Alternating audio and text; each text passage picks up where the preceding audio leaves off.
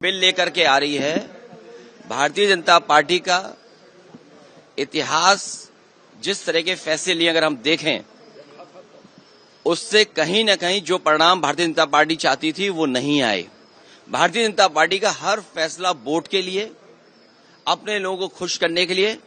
ये वक्फ बिल के खिलाफ समाजवादी पार्टी है, पहले भी थी, आगे भी रहेगी। प्रायोजक हैं cancer healer centre, a new beginning. जिस तरह के संशोधन भारतीय जनता पार्टी कर रही है, वो पूरा कंट्रोल अपने पास चाहते हैं। जो एडमिनिस्ट्रेटिव पावर है वो पूरा का पूरा अपने पास रखना चाहते हैं। इस देश ने वो समय भी देखा है कि जिस समय एडमिनिस्ट्रेटिव गलत फैसले की वजह से भारत की जो संस्कृति रही, भाईचारा रहा, उसके खिलाफ खाई पैदा की है। और अगर हम इनका जो फैसले लिए अगर पलट करके देखें, एंग्लो इंडियन बिल जिसमें कि सदस्य एक बनता था, चुन करके आता, वो अपॉइंट होता था, वो बिल ले लिया वापस। वो आरक्षण छीन लिया, आरक्षण एंग्लो इंडियन का छीना। नोटबंदी से रुपया छीना, लेकिन भ्रष्टाचार बढ़ गया, रुपए आज भी निकल रहे हैं। जीएसटी कानून लाए, उधर व्यापारियों का सब कुछ छीन गया।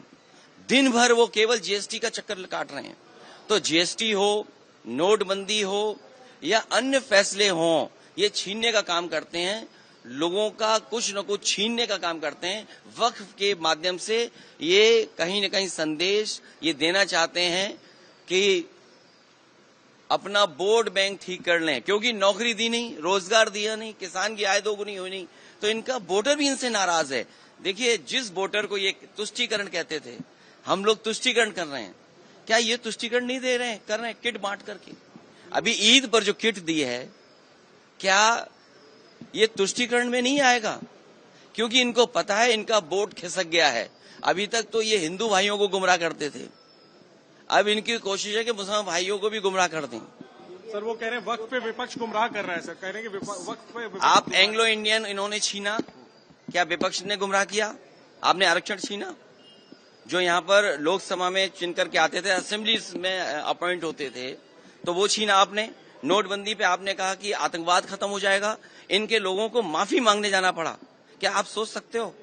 फौज के गलत फैसले की वजह से, हालांकि नई बात बनती ये कहने की है, लेकिन फिर भी कह रहे हैं, एक घटना ऐसी हुई जिसमें इनको माफी मांगनी पड़ी फौज के बड़े अधिकारी को जाकर के, जो गलत एनकाउंटर हुआ था। तो इन्हीं की वजह से आतंकवाद बढ़ रहा है। नोटबंदी फैसला लिया, क्या भ्रष्टाचार नहीं बढ़ा? एक व्यापारी उत्तर प्रदेश में, जिसके इत्र व्यापारी था, कारोबारी, 250 करोड़ रुपए निकला था नोटबंदी के बाद, और ये कहा गया समाजवादी पार्टी का है।